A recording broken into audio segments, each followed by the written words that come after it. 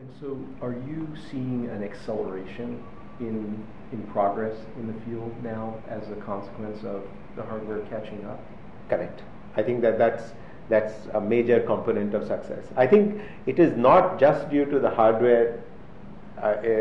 It is the case that I think we had a whole bunch of ideas and thoughts going back to the early era, ideas from the 70s and 80s and 90s, and we could not realize them. We could not implement them. Now the hardware enables us to implement them, and ultimately this field is an experimental field. See, there are certain fields where you can operate like a mathematician. Mm-hmm. You can. It's all about there's a precise mathematical formulation of the problem, and if you are clever, you figure out the right algorithm for it. In which case, computers are not necessary. Right? You don't need any physical device, because it's really a case of your cleverness and pencil and paper. Our field is not like this. Computer vision is not like this. And the reason why it's not like this is because computer vision in the abstract is an unsolvable problem. We have a three-dimensional world projected to a two-dimensional image. And you're saying that from this two-dimensional image you'll make sense of a three-dimensional world. Okay, it is not possible. In a certain mathematical sense, the problem is impossible. And yet, of course, we solve it. The reason why we solve it is because the world is a particular kind of world.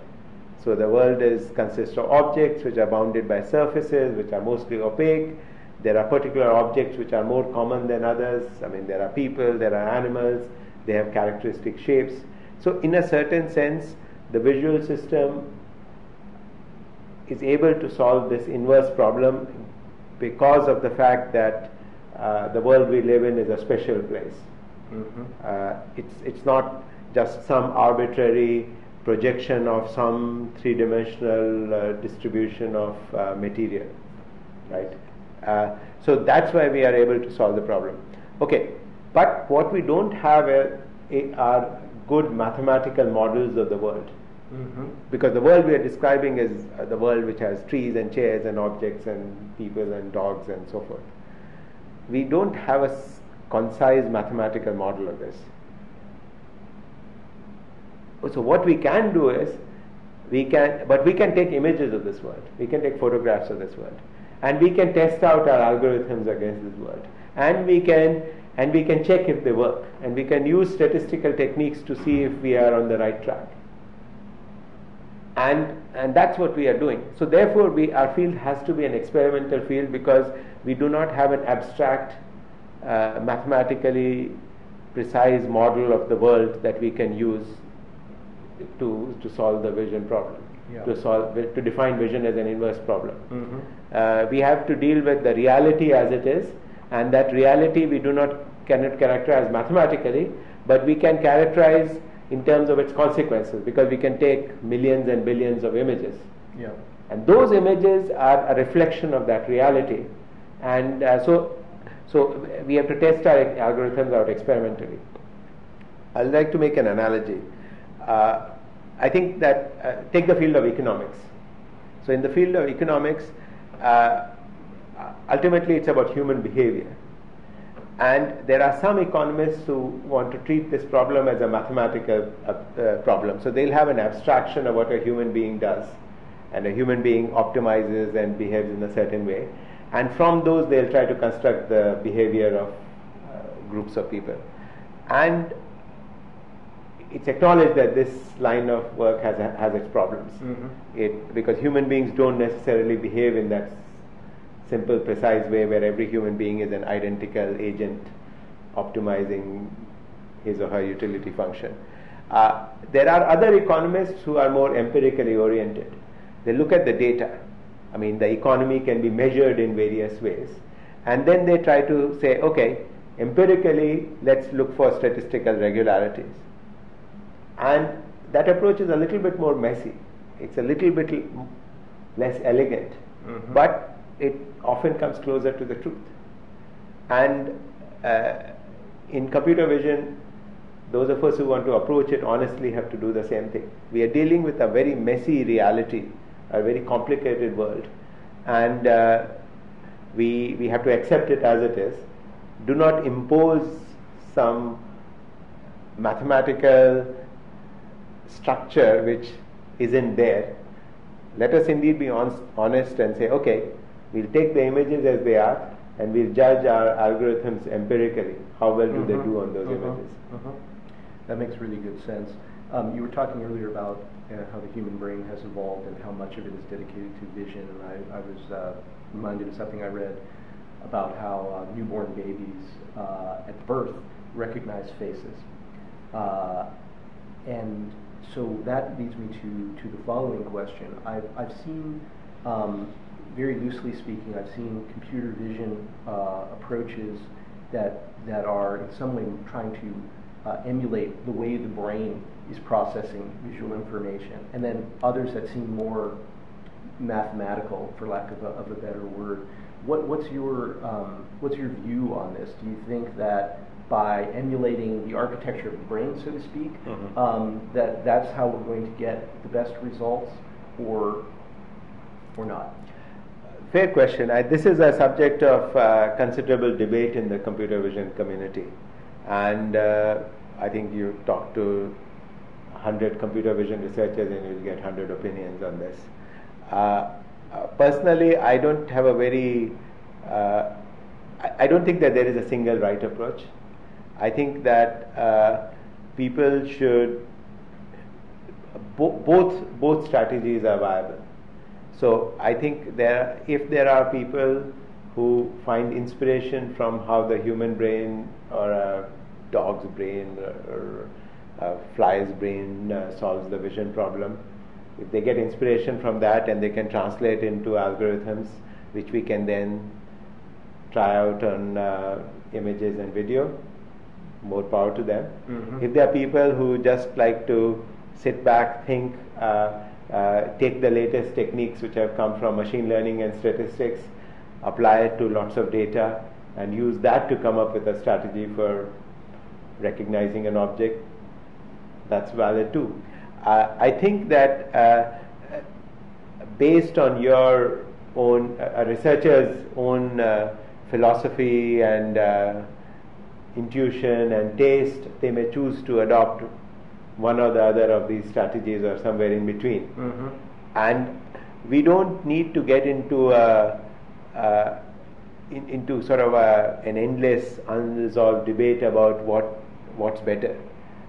At heart, we are empiricists and experimentalists. So the data will prove who is right. So if you believe in following biological vision and maybe he doesn't, okay, let's implement your algorithms and now we'll try it out on a task. Let's say the task is face detection or dog detection. We'll compute the numbers.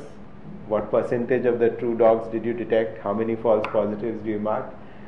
And whoever's approach is better, let that approach win. See, the problem with these philosophical debates is if they cannot be resolved. And some of the classic questions in philosophy, they're nature versus nurture. They've been arguing about it for 2,000 years. And they will probably argue about it for the next 2,000 years. However, the beauty of science or engineering is that there is ultimately an empirical test. There should be some experiment you can do which resolves it. And so that's the meta remark. That's how I think you should think about this issue, which is that it's really a non-issue. Okay. It's an issue, and I think it's great for the field for people to try multiple approaches. No one of us has the single key to the truth. That said, let me state my philosophy. Great. My philosophy is that I think I personally derive a lot of inspiration from biology, but I pick and choose. There are details of the biology which are not relevant to an implementation on a technical system. The nature of the neurons. Neurons are always going to be very slow devices, but that is compensated for by the fact that they have lots and lots of connections to other neurons. When we consider implementations in silicon, we are going to have much faster devices, but it'll be much more difficult to have lots and lots of connections. So we might have devices which are maybe 1,000,000 times faster, but with 1,000 times fewer connections to other nodes. So at the level of hardware implementation, this is a very strong intrinsic constraint for which we right now don't have any obvious workaround.